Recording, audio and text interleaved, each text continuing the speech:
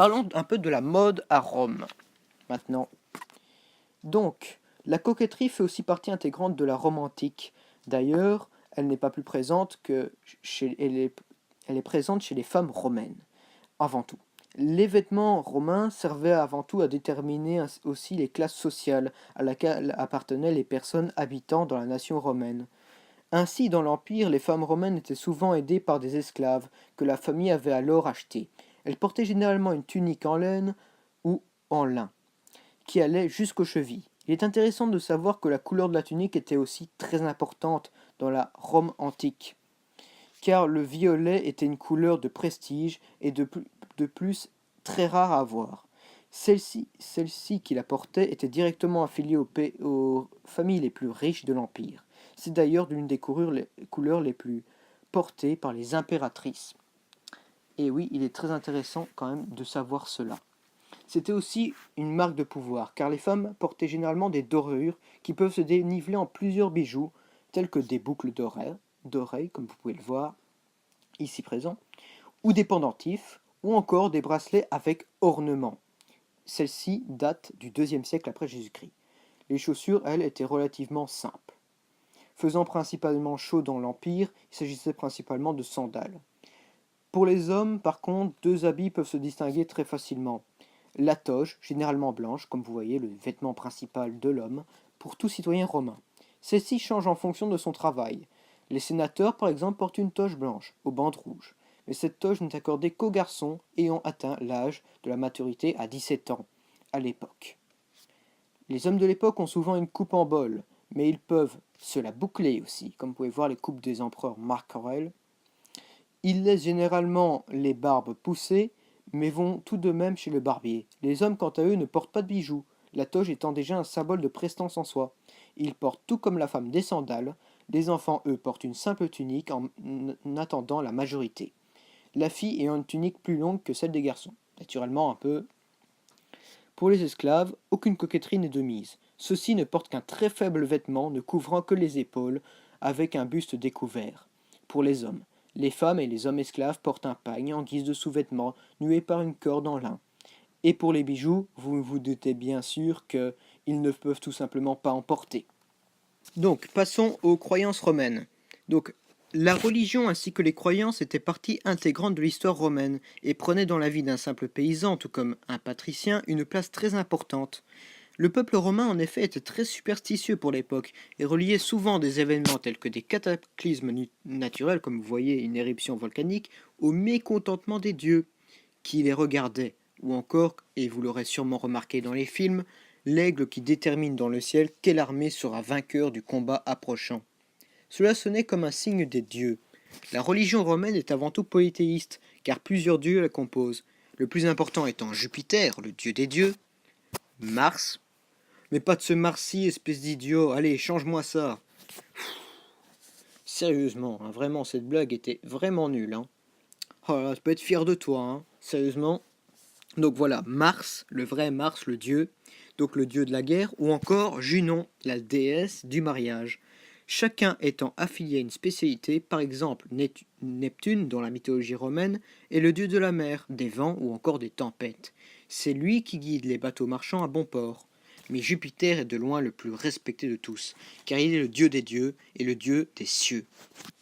D'ailleurs, les croyances romaines ont été très affectées par celles des Grecs, qui eux aussi avaient une religion polythéiste. D'ailleurs, Zeus étant en réalité Jupiter, mais repris par les Romains, car à l'origine les croyances sont très floues, et seraient apparues vers le IIe siècle avant Jésus-Christ, je parle bien des croyances romaines, mais sans grande distinction, certaines personnes disent que celle-ci a été influencée par des peuples conquis, ce qui est très probable car des dieux gaulois ou encore égyptiens ont été assimilés dans cette religion. Dans la vie de tous les jours, si vous étiez romain, vous devez vivre une vie honnête et respectueuse, sous peine d'aller non en enfer, mais dans les abysses. D'ailleurs, pour conforter votre passage vers le paradis, les maisons disposaient de ces esprits protecteurs qui les honoraient, on les appelait ainsi les lars, qui éloignaient les âmes défuntes venues vous hanter. La foi et les prières étaient de mise, et il arrivait souvent que des sacrifices non humains mais au niveau des animaux sont faits pour rassasier les dieux.